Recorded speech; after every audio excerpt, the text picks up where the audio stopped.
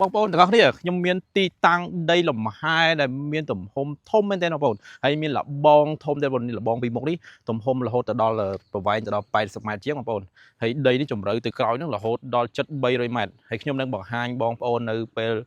នេះតែម្ដងបងប្អូនហើយទីតាំងដីនេះនៅលើផ្លូវរដ្ឋទំហំ16ម៉ែត្រយើងចុះពីផ្លូវកស៊ូបន្ទាន់មកតាមសាលាបឋមសិក្សាស្វាយប្រគៀបចូលមកដល់ទីតាំងដីខ្ទង់តែ5-600ម៉ែត្រទេគឺមកដល់ទីតាំងដីឥឡូវយើងទៅមើលទស្សនវិជ្ជាដីខាងក្នុងទាំងអស់គ្នាបងប្អូន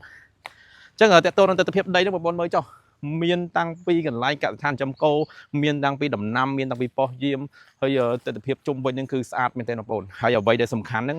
នៅតំបន់នេះមានផ្ទះប្រជាជនរស់នៅហូរហែ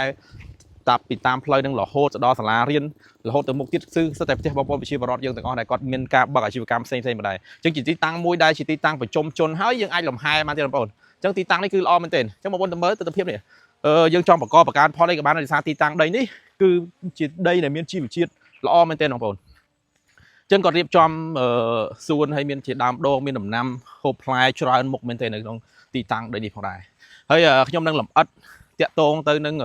នៅក្នុងទីតាំងដីយើងនឹងមានផ្ទះវិឡា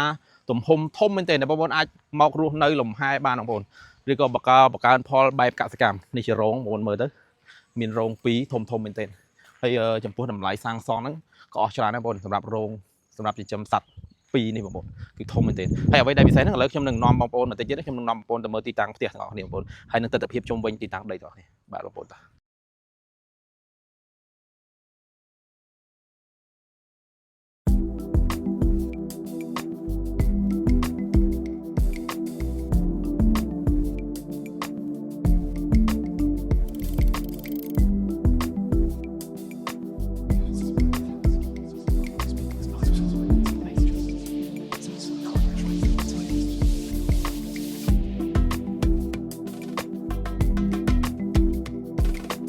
បងប្អូនឥឡូវនេះយើងធ្វើដំណើរទៅដល់ទីតាំងផ្ទះយើងហើយបងប្អូនហើយខាងនេះគឺជាលក្ខណៈគាត់ធ្វើជា office បងប្អូនអញ្ចឹងដោយសារគាត់ខានមករៀបចំសម្អាតអញ្ចឹងបើសិនជាបងប្អូនចង់រៀបចំឡើងវិញយើងគាត់ណាសម្អាតបោះជួតតិចតួចទៅដោយសារក្នុងហ្នឹងវានៅថ្មីបងយើងលាបតែថ្នាំតិចតួចទៅអញ្ចឹងបងប្អូនហើយទៅខាងមុខនោះបងប្អូនឃើញខាងមុខយើងមានផ្ទះវិឡាទឿធំមែនទែ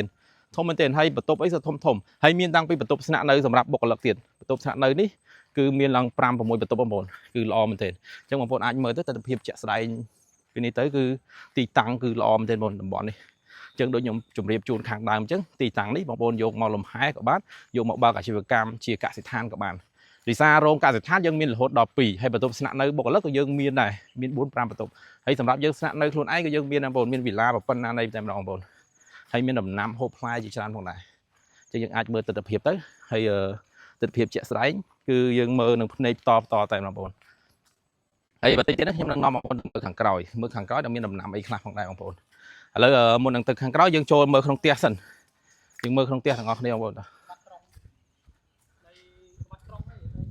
ដោយសារទីតាំងនេះគាត់អត់ទាន់បានរៀបចំសម្អាតទេដោយសារគាត់ខាននៅយូរបានគាត់ដាក់លក់ប្រញាប់មែនទែនបងប្អូនអញ្ចឹងមើលតាផ្ទះទៅបងប្អូននេះ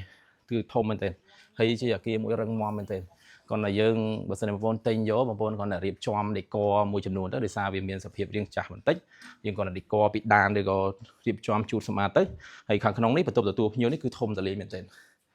còn mới cho thôm tại hay mà đó khang nóng đấy miền cái này bị chung anh ấy hay bắt đầu bị chùm hay dương miền bắt đầu kê là hốt đo bay bắt đầu bồn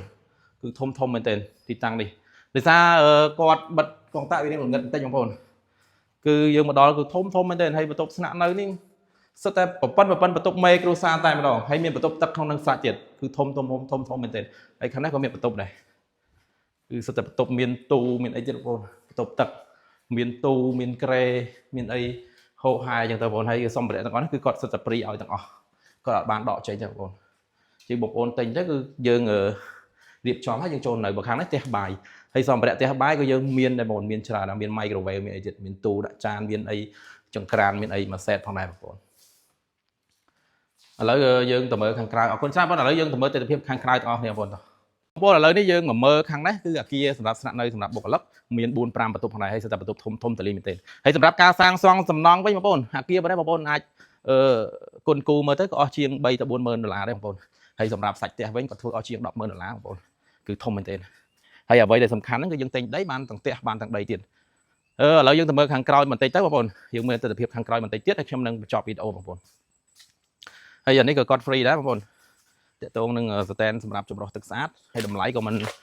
ថោកក៏បានដែរតម្លៃក៏សមរម្យដែរបងប្អូនឥឡូវមកដល់ខាងក្រោយគឺស្រឡះមែនទែនហើយចំពោះដំណាំហូបផ្លែវិញគឺគាត់ដាំចម្រោះច្រើនមែនទែនហើយសិតតែប្រមូលមានផលទិន្នផលខ្ពស់មែនទែនបងប្អូនអាចមើលទៅដោយសារទីតាំងដីនេះបើសិនជាបងប្អូនថែទាំរៀបចំសម្អាតដាក់ជីដាក់ទឹកគឺទិន្នផលខ្ញុំជឿថាបានច្រើនមែនទែនដោយសារតែគាត់អត់បានថែទាំសំបីតែផ្លែឈើបងប្អូនមើលចុះផ្លែឈើក៏ផ្លែឲ្យសយដើមផងដែរបងប្អូនហើយនេះគាត់អត់បានដាក់ជីបាត់អីផងហើយយើងមើលទៅហើយទៅក្រោយពីកន្លែងខ្ញុំឈរទៅដល់ទីតាំងដីគាត់ខាងក្រោយហ្នឹងចូល100 ម៉ែត្រជាងទៀតនឹងឆ្ងាយហើយយើងអានេះយើង review ត្រឹមតែប៉ុណ្្នឹងទេបងប្អូនហើយខ្ញុំនឹងបញ្ជាក់ប្រាប់បងប្អូននៅតាមឆាតឬក៏អីបន្ថែមទៀតផងដែរបងប្អូនចឹងបងប្អូនអាចមើលទស្សនវិជ្ជាទៅហើយខ្ញុំនឹងដាក់នៅវីដេអូទាំងមូលក៏ដូចជាទស្សនវិជ្ជាថតពីខាងលើថាទីតាំងយើងនៅជាប់អ្វីខ្លះផងដែរបងប្អូនគឺសិតតែទីតាំងប្រជុំជនទាំងអស់សូម្បីតែខាងក្រោយដីយើងហ្នឹងក៏មានផ្ទះប្រជាជនរស់នៅដែរហើយមានទាំងផ្លូវចំហៀងទៀតខាងចំហៀងខ្ញុំចោលនេះគឺផ្លូវទំហំផ្លូវ 4-5 ម៉ែត្រទៀតដើម្បីធ្វើដំណើរទៅអ្នកភូមិក៏រស់នៅខាងក្រោយដីយើងផងដែរបងប្អូនអរគុណច្រើនបងប្អូនហើយអ្វីដែលបងប្អូនតើតឹងរងចាំគឺតម្លៃ